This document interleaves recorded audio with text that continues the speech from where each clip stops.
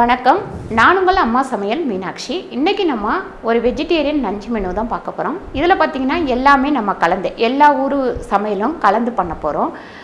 இந்த மாங்காய் குழம்பு பார்த்திங்கன்னா கரூர் ஸ்டைலில் தோரம்பருப்பு போட்டு மாங்காய் போட்டு ஒரு குழம்பு வைக்க போகிறோம். அதுக்கப்புறம் பார்த்திங்கன்னா என்னோடய ஸ்டைலில் வெண்டைக்காய் வதக்கல் பண்ண போகிறோம். நார்த் இந்தியன் ஸ்டைலில் கத்திரிக்காய் வதக்கல் பண்ண போகிறோம். கேரளா ஸ்டைலில் நம்ம வந்து ஒரு கேரட் வச்சு அவியல் பண்ண போகிறோம். எப்படி பண்ணுறதுன்னு பார்க்கலாம் வாங்க. மாங்காய் பருப்பு குழம்புக்கு தேவையான பொருட்கள், மாங்காய் பார்த்திங்கன்னா இந்த மாதிரி பீஸாக கட் பண்ணி வச்சுருக்கேன். உங்களுக்கு தேவைன்னா இன்னும் கொஞ்சம் பெருசாக கூட நீங்கள் கட் பண்ணி வச்சுக்கோங்க. உப்பு தேவையான அளவு 150 கிராம், 2 கப்லேயும் நான் வச்சுருக்கேன். இது 100 கிராம், இது 50 கிராம். 150 கிராம் தோரம்பருப்பு வச்சுருக்கேன். கொத்தமல்லி நம்ம தேவையான அளவு யூஸ் பண்ணிக்கலாம். பூண்டு வந்து ஒரு 6 பல்லு வச்சுருக்கேன். மஞ்சத்தூள் 1/2 ஸ்பூன், ஜீரகம் 1/2 ஸ்பூன், கருவேப்பிலை கொஞ்சம் தேவையான அளவு வச்சுருக்கேன். தக்காளி ஒரு தக்காளி, கொஞ்சம் பெரிய தக்காளி கட் பண்ணி எடுத்து வச்சுருக்கேன். வெங்காயம் பார்த்திங்கன்னா சாம்பார் வெங்காயம் உரித்து 2ஆக கட் பண்ணி வச்சுருக்கேன். காஞ்ச மிளகாய் ஒரு 6 காஞ்ச மிளகாய் வச்சுருக்கேன். எண்ணெய் தேவையான அளவு, உப்பு தேவையான அளவு, பெருங்காயப்பொடி ஒரு 1/2 ஸ்பூன். இப்போ ஃபஸ்ட்டு தோரம்பருப்பு மாங்காய் குழம்பு எப்படி வைக்கிறதுன்னு பார்க்கலாம். இப்போ நம்ம தோரம்பருப்பை நல்லா கழுவி எடுத்துகிட்டு வந்துடலாம். இது வந்து ஒரு 5 பேருக்கு உண்டான அளவு தான். நீங்கள் 4 பேர் இருக்கீங்க அப்படின்னா இதை விட பருப்பு வந்து கம்மியாக போட்டுக்கலாம். இப்போ 2 பேருக்கு சமைக்கிறீங்கன்னா ஒரு 50 கிராம் பருப்பு உங்களுக்கு போதுமான அளவு. தண்ணி பார்த்திங்கன்னா ஒரு 3 டம்ளர் தண்ணி விட்டுக்குங்க. இப்போ இந்த பெருங்காய பொடியை இதில் சேர்த்துடலாம். அடுத்து பார்த்திங்கன்னா இந்த மஞ்சத்தூளியுமே இதில் சேர்த்துருவோம். அதுக்கடுத்து இந்த பூண்டு பருப்புலேயே சேர்த்துடலாம். இப்போ நம்ம குக்கரை மூடிட்டு வேக வச்சுக்கலாம். ஒரு 10 நிமிஷம் வேக வச்சுக்கலாம். இப்போ நம்ம குக்கரை வச்சு பருப்பு போட்டாச்சு. ஒரு 10 கொஞ்சம் ஹையில் வச்சுட்டு அதுக்கப்புறமா நீங்கள் வந்து நல்லா சிம்மில் வச்சுட்டிங்க அப்படின்னா ஒரு 10 நிமிஷத்தில் 3 சவுண்டு வரும். இப்போ பருப்பு வெந்துருச்சு. இதை இறக்கி வச்சுட்டு நம்ம குழம்ப தாளிச்சிக்கலாம். பாருங்கள், கடாய் நல்லா காஞ்சிச்சு. ஒரு 3 ஸ்பூன் அளவு எண்ணெய் போட்டுக்கலாம். எண்ணெய் கொஞ்சம் நல்லா காயட்டும். பாருங்கள், எண்ணெய் நல்லா காஞ்சிருச்சு. இப்போ நம்ம ஜீரகம் சேர்த்துக்கலாம். பாருங்கள், இந்த காஞ்ச மிளகாவை நம்ம இந்த மாதிரி கையில் வந்து 2ஆக கட் பண்ணி போட்டுக்கலாம். இப்போ சிலருக்கு வந்து பச்சை மிளகா பிடிக்கும் டேஸ்ட்டு. பச்சை மிளகா பிடிச்சா நீங்கள் பச்சை மிளகா சேர்த்துக்கலாம். இப்போ பாருங்கள், நம்ம கருவேப்பிலை சேர்த்துக்கலாம். அதுக்கப்புறம் இந்த சின்ன வெங்காயத்தையும் இதில் சேர்த்துக்கலாம். இந்த ஒரு தக்காளியும் நம்ம இதில் சேர்த்துக்கலாம். இப்போ இதில் இந்த மாங்காவும் சேர்த்துக்கலாம். பாருங்கள், இது கொஞ்சம் நல்லா பெரிய மாங்காய் தான். 5 பேர்த்துக்காக நான் கொஞ்சம் பெரிய மாங்காவும் வாங்கினேன். நீங்கள் 2 பேருக்கு அப்படின்னா ஒரு சின்ன மாங்காய் வாங்கிக்கோங்க. இல்லை நிறைய கொஞ்சம் பெருசாக போட்டிங்கன்னா ரொம்ப புளிப்பாக இருக்கும். இதில் வந்து நம்ம ஒரு 1.5 டம்ளர் அளவு தண்ணி விட்டுக்கலாம். பாருங்கள், சாம்பாருக்கு தேவையான அளவு நான் உப்பு சேர்த்துக்கிறேன்.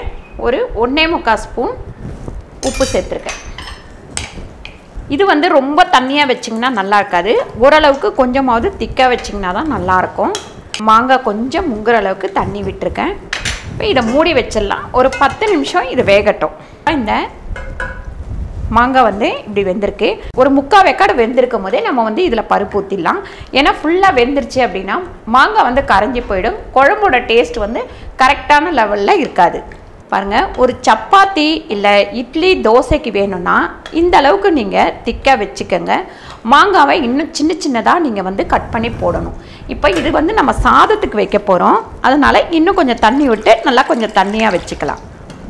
பருப்பு வந்து ரொம்பவும் குழஞ்சிடக்கூடாது. ரொம்ப குழஞ்சிட்டா அவ்வளோவா நல்லா இருக்காது. அதனால் மீடியமாக கரெக்டாக ஒரு 10 நிமிஷம் வச்சிங்கன்னா போதும். 3 சவுண்டு வச்சா போதும். இது வந்து நமக்கு சாதத்துக்குன்ற தொட்டு நான் இந்த அளவுக்கு தண்ணியாக வச்சுருக்கேன்.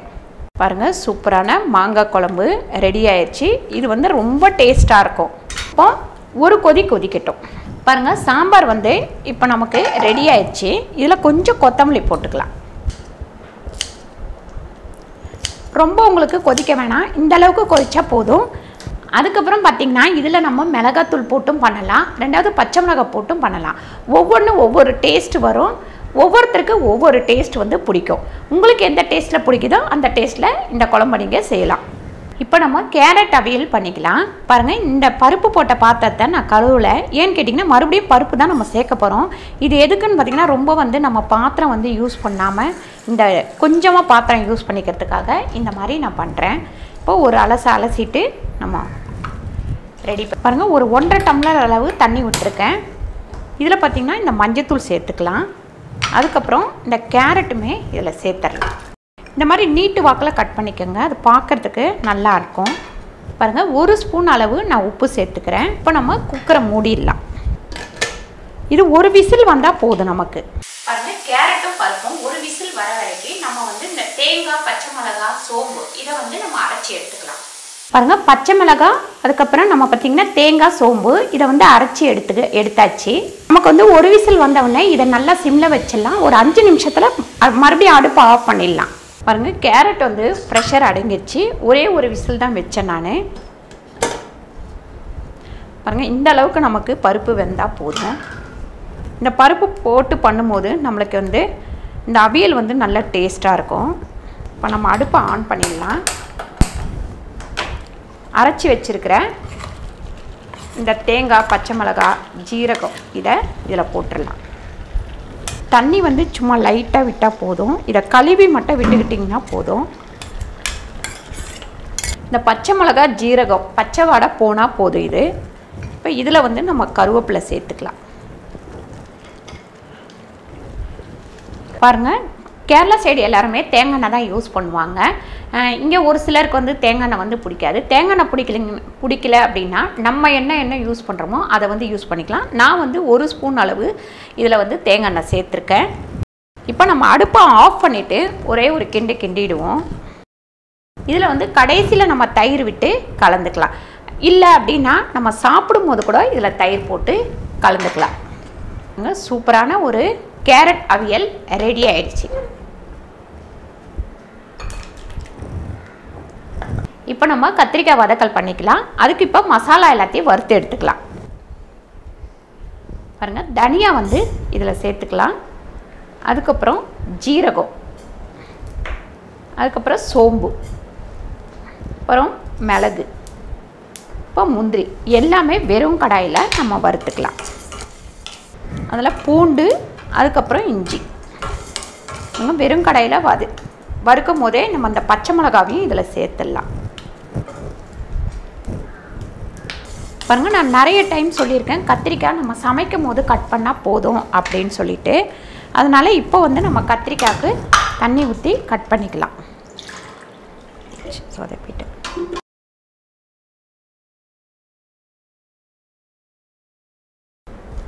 நம்ம வந்து கத்திரிக்காய் நமக்கு என்ன ஷேப்பில் வேணுமோ அப்படி கட் பண்ணிக்கலாம். நான் வந்து இப்போ நீட்டு வாக்கில் கட் பண்ணுறேன். பாருங்கள், இது வந்து நம்ம வெறும் கடாயிலேயே வறுத்துக்கலாம். கொஞ்சம் பச்சை வாடை போகிற வரைக்கும் வதக்கினா போதும். இதை ஜாரில் வந்து நம்ம மாற்றிடலாம். பாருங்கள், ஒரு 4 ஸ்பூன் அளவுக்கு நம்ம எண்ணெய் போட்டுக்கலாம். இதில் எண்ணெய் காயிற விலைக்கு நம்ம இந்த மசாலாவை நம்ம அரைச்சி எடுத்துகிட்டு வந்துடலாம். இப்போ பாருங்கள், மசாலா வந்து நம்ம அரைச்சி எடுத்தாச்சு. எண்ணெய் வந்து நல்லா காஞ்சிடுச்சு. இந்த கத்திரிக்காவை நம்ம இதில் சேர்த்துக்கலாம். 3/4 ஸ்பூன் அளவுக்கு நம்ம வந்து உப்பு சேர்த்துக்கலாம். இப்போ இது கொஞ்சம் எண்ணெயில் நல்லா வதங்கட்டும். நம்ம டூர் போகிறோம் அப்படின்னா இந்த கத்திரிக்காய் வதக்கி நம்ம கொண்டு போனோம் அப்படின்னா நமக்கு வந்து நல்ல டேஸ்ட் வந்து ரொம்ப நல்லாயிருக்கும் சப்பாத்திக்கு. ரெண்டாவது கொட்டிடும் அப்படின்ற பயம் இல்லாமல் இதை வந்து ஒரு பேக் பண்ணி கொண்டு போகலாம். இதுக்கு வந்து நீங்கள் தண்ணி நிறைய ஊற்றக்கூடாது, சும்மா இப்படி தொளிச்சா போதும். இப்போ இதை மூடி வச்சிடலாம். ஒரு 10 நிமிஷம் மூடி இருக்கட்டும். நடுப்புற வந்து நம்ம கிண்டிக்கலாம். இப்போ கத்திரிக்காய் பாருங்கள், கொஞ்சமாக தான் தண்ணி இருக்கும். நம்ம கொஞ்சமாக தான் தண்ணி விட்டோம். இதை வந்து இந்த தண்ணி கொஞ்சம் இருக்கும் போதே நல்லா கொஞ்சம் வதக்கிக்கிட்டோம். இப்போ இதில் வந்து நம்ம இந்த மசாலா சேர்த்துடலாம். அப்போ தான் இந்த கத்திரிக்காயோடு சேர்ந்து இந்த மசாலாலாம் வதங்கும். இதை நீங்கள் முதல்லையே சேர்த்துட்டிங்கன்னா கடாயில் வந்து பிடிக்க ஆரம்பிச்சிடும். ஏன்னு கேட்டிங்கன்னா இதில் வந்து முந்திரி இருக்கிற தொட்டு பிடிச்சிக்கும். அதனால் நீங்கள் வந்து கொஞ்சம் கத்திரிக்காய் வெந்ததுக்கப்புறம் சேர்த்து வதக்குனீங்க அப்படின்னா செமையாக வரும். கம்மியான தீயில வச்சு இந்த பச்சை வடை போகிற வரைக்கும் இதை வதக்கி எடுத்துக்கலாம். பாருங்கள், சூப்பராக நம்ம கத்திரிக்காய் வதக்கல் ரெடி ஆயிடுச்சு. இது நீங்கள் சப்பாத்திலையும் சரி சாப்பாட்டுக்கும் சரி யூஸ் பண்ணிக்கலாம். இப்போ இதில் கடைசியில் நம்ம இறக்கிறதுக்கு முன்னாடி லெமன் சாறு இதில் கொஞ்சம் சேர்த்துடலாம். இப்போ இதை வேறு பாத்திரத்தில் நம்ம மாற்றிடலாம். இப்போ நம்ம வெண்டைக்காய் வதக்கல் பண்ணிக்கலாம். வெண்டைக்காய் வதங்களுக்கு ஃபஸ்ட்டு வந்து நம்ம இதை வெறும் கடாயில் உளுந்து, தனியா, காஞ்ச மிளகாய் இதெல்லாமே வறுத்து எடுத்துக்கலாம். பாருங்கள், இதோட ஸ்டைலு, இந்த வெண்டைக்காயோட ஸ்டைலு என்னன்னு பார்த்தீங்கன்னா, இது எல்லாமே வறுத்து நம்ம பொடிச்சு போடுறது மட்டும்தான். நம்ம வெறும் கடாயிலேயே இதை வறுத்துக்கலாம். பாருங்கள், நல்லா இந்த மாதிரி கலர் வர வரைக்கும் இதை வறுத்துக்கணும் உளுந்த. இப்போ இதை எடுத்து பொடி பண்ணிக்கலாம். ஒரு 5லேருந்து 6 ஸ்பூன் எண்ணெய் போட்டுக்கலாம். ஏன்னு கேட்டிங்கன்னா, கொஞ்சம் இந்த எண்ணெய் வெண்டைக்காய் வதங்குற வேலைக்கு நமக்கு எண்ணெய் தேவைப்படும்.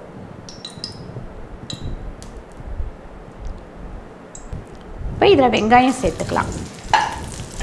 இப்போ இந்த வெண்டைக்காவை இதில் சேர்த்துக்கலாம். இதில் இப்போ மஞ்சள்தூள் சேர்த்துக்கலாம். இப்போ பாருங்கள், இந்த வெண்டைக்காய் வதங்கிறதுக்கு நம்ம இது வெண்டைக்காய்க்கு எவ்வளோ தேவையோ அந்த அளவுக்கு உப்பு போட்டுக்கலாம். நான் 1 ஸ்பூன் உப்பு போட்டிருக்கேன். பாருங்கள், இந்த வெண்டைக்காய்க்கு நம்ம தண்ணி ஊற்ற போகிறது கிடையாது.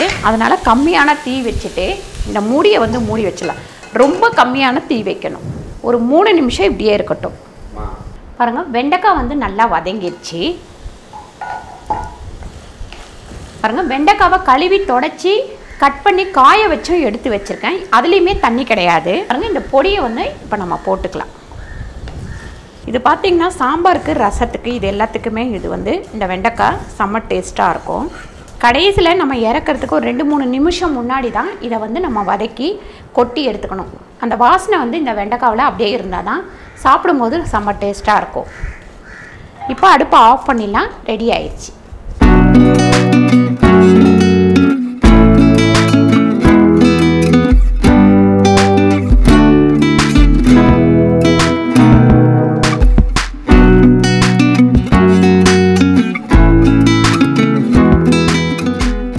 சூப்பரான ஒரு லஞ்ச் மெனு ரெடி பண்ணிட்டோம். இந்த வீடியோ உங்களுக்கு பிடிச்சிருந்தா லைக் பண்ணுங்கள், ஷேர் பண்ணுங்கள், சப்ஸ்கிரைப் பண்ணுங்கள், ஃபேஸ்புக்கில் ஷேர் பண்ணுங்கள், மறக்காமல் கமெண்ட் பண்ணுங்கள்.